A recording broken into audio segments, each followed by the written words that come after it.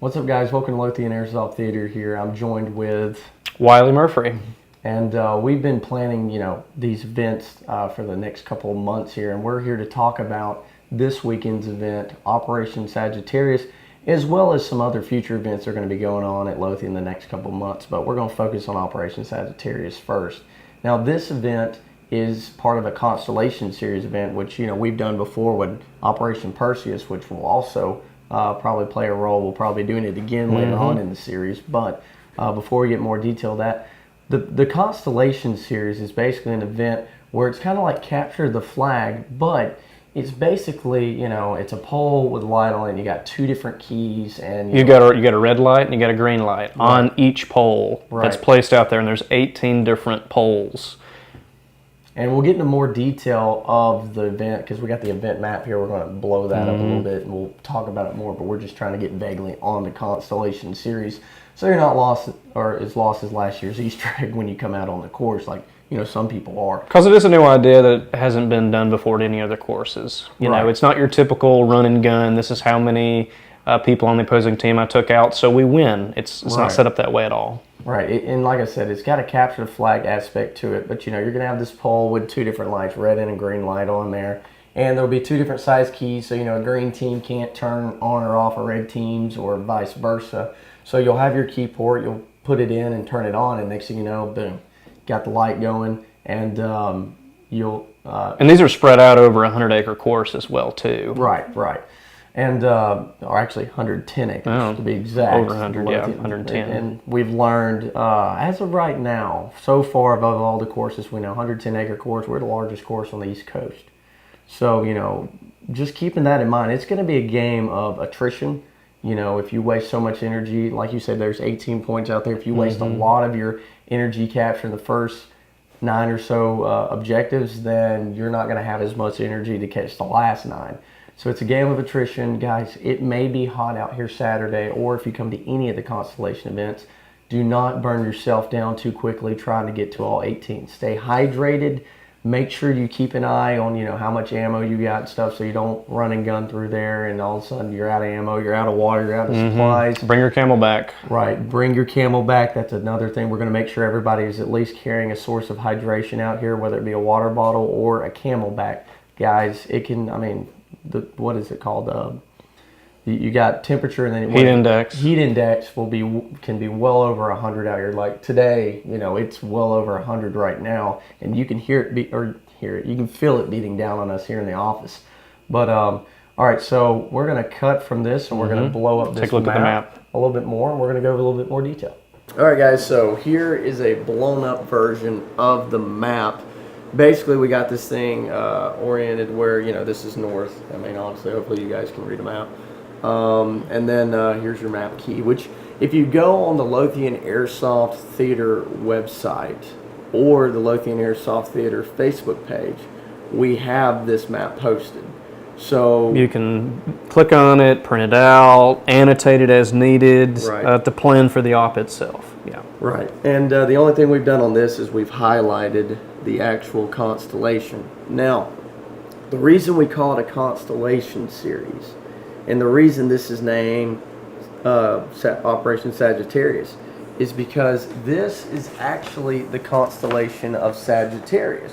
Just like when we do Operation Hercules, it will be the different pattern, as you can see. Right, of Hercules. Now, pull that back. Some of you can probably screenshot that and use it later for the next event.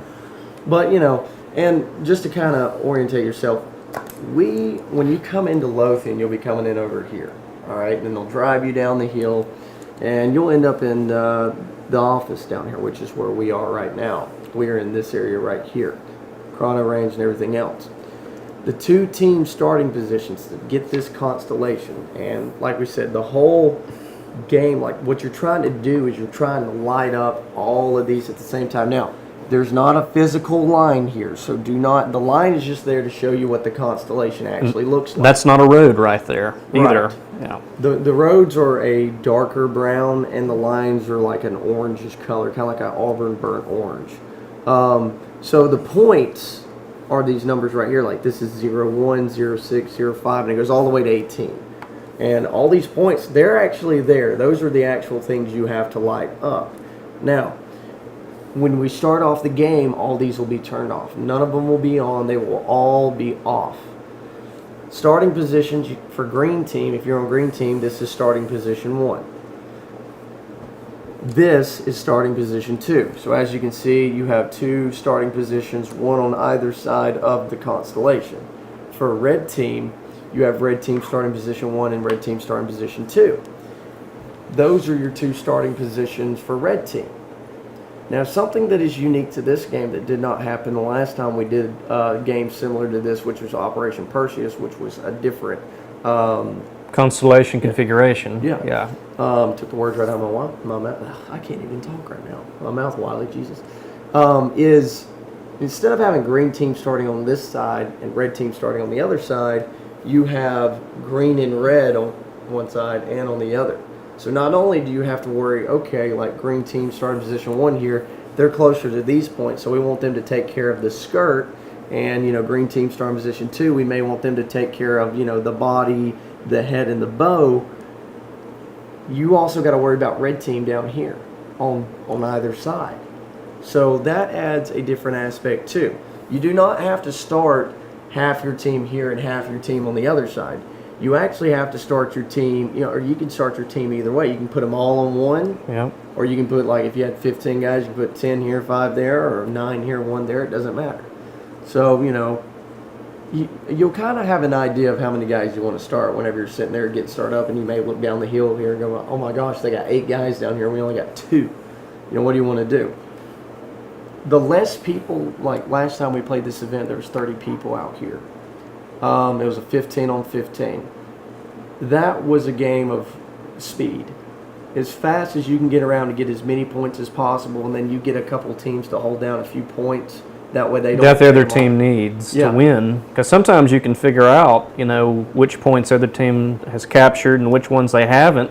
And if they haven't captured 1 point and you've already flipped the switch with your key there, and they need that to win, then you can put part of your squad there to defend it, and you may deprive the other team of winning the game while you send some other people off and get the ones you need, Right.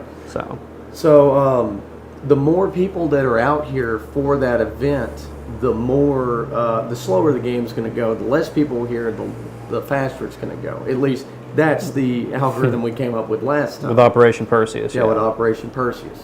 It's very fun to do. It's, like I said, it's a game of attrition. This is 110 acres where you see the red line going around the course. That's 110 acres. That's your boundary marker. These lines on the map, the closer they are together, that's the steeper the terrain is. The further apart they are, that's the flatter. Yeah. So over here is a very flat area compared to up here. Yeah. So, and especially right here, like this line that goes across the top is the ridge. So coming up, that you go up the ridge and then back down the ridge. So you got to keep that into consideration. Like, do I want to send my guys taking this and run over here? Because if you don't know how to read, terrain maps, you'll think, okay, they can just run here to here and be okay. That's a very steep hill.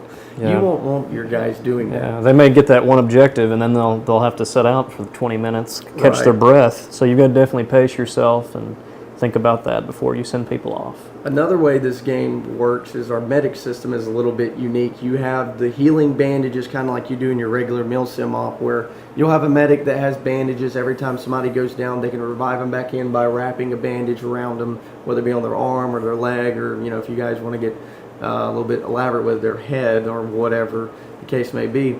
You can do that twice. After the second time, the guy's dead. He's kaput. He's done. Where he has to go after that, Wiley? One of these areas right here that have been marked with a little red cross. You have one here. The mass units. You also have, we have mass units as well too that have been split out as well on the map here that you can use as well. And you'll stay there for a period of time, and then you go back in the game pretty much. Yeah, there is a team surgeon there that they're pretty universal. Basically, there will not be a a surgeon in every mass unit. There may be one here, there may not be one here, or you can probably call and request one. Blood chits. Yeah, and then we get into the blood chits. Everybody will get randomized a blood type. If you get like a blood type A or a blood type B, you're going to be sitting pretty good. That's pretty common. Now, if you get like an AB or a O that may be more rare, and your blood type may not be with that surgeon. So you may come up to this hospital like, all right, I'm A-type blood. I need to get revived back into the game. And he may say, well, I don't have A-type. You need to go down to this MASH unit over there. So you don't want to die very often, especially if you have a rare blood type, because you may not be able to find your blood type for a little while, or you may have to travel a good distance to do it. And the surgeon's limited as well as how many blood types he can service at a time out there. And once, say, you go back to that same surgeon, oh, here's my blood shit, he'll help me out, he'll give me a transfusion, I can get back in the game. You end up going there after 2 or 3 times, and oh, sorry, you're going to have to go somewhere else. You've been here too much. We're out of what you need. Yeah, so. Exactly.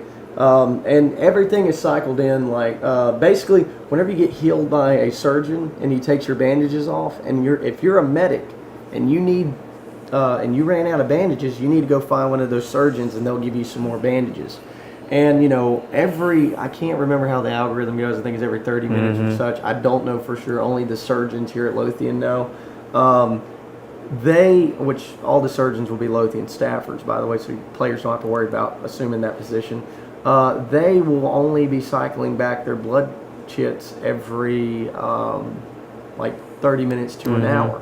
So if a surgeon runs out of blood, he's done for that moment. I don't know how many surgeons there's going to be out there at the day. There may be 5, there may be 6, there may only be 2. We'll have to figure that out on game day. That's another thing, commanders of either team are going to have to plan for. Protecting the medics on a squad or on the team, that's going to be paramount. Right. Because if you can't get healed by the medic or the medic gets taken out, then you're going to have to go back automatically to one of those MASH units. Because you won't be able to be wrapped up twice with bandages, and keep going. So, right.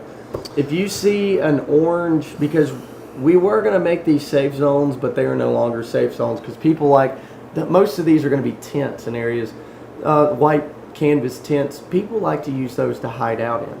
So if you do not see a vehicle parked next to that tent, that means there's not a surgeon there and you can shoot.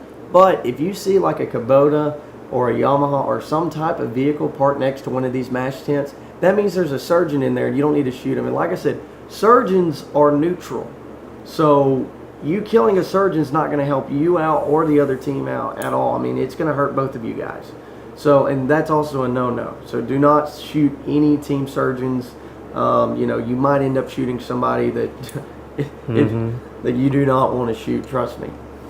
So that's basically the Constellation Series explained. That's basically Operation Sagittarius explained in a nutshell here. We're going to move on and we're going to talk about future Lothian Airsoft theater events, and we'll get into that.